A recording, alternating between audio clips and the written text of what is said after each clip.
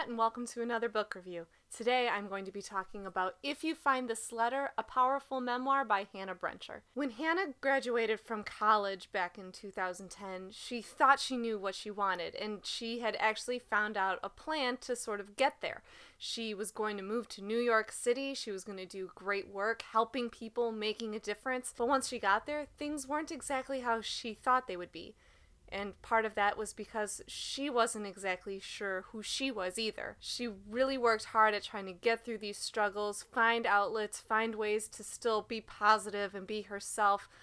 But it was a struggle. It was a challenge until finally one day she found herself riding the subway, looked up, and the woman across from her looked as exhausted and as drained and as lonely outside as Hannah felt on the inside. An impulse struck. Hannah opened her notebook and started writing this woman, a stranger who she never met and never saw again, a letter, just pouring her heart out, wanting this woman to know that things were going to be okay, that she believed, that someone out there in the universe was thinking of her. By the time she was done writing, the woman was long gone, but Hannah eventually left that letter behind, simply writing on it, "If you find this letter, then it's for you." And that was the start of Hannah's organization, More Love Letters. This project has turned into something that over the years has become an incredible source of strength for people and built a community around the idea of people just wanting to know they're not alone, that someone out there is thinking of them. This was a case of me reading a book at exactly the right time. I think that growing up is hard.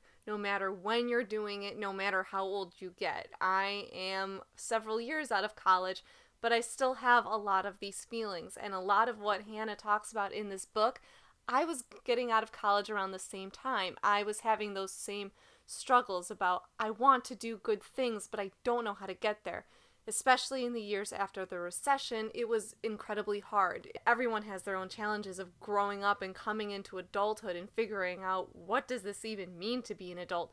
But at that time, when we were a generation who had always been told that we could do anything we want, and suddenly the economy was telling us that our dreams weren't exactly as possible as maybe we thought they had been. But Hannah perseveres, and she struggles, and she's very open and honest about the things that she has challenges with. Her mental health comes into light. She talks a lot about her faith, and that was something that I could identify with as well. While her relationship with God is a huge part of who she is in no way preachy about it. She's just presenting it as a fact of her situation, which was something that as a reader I really liked and I could personally identify with, but I don't think that should turn anyone else off from reading this story. I liked how open she was about the people that come into her life, about how she learned so many different things from different people, and it was interesting to see how this idea of hers was able to bring her that chance that she didn't even know she was looking for. If you go to her organization's website, More Love Letters, you can see just the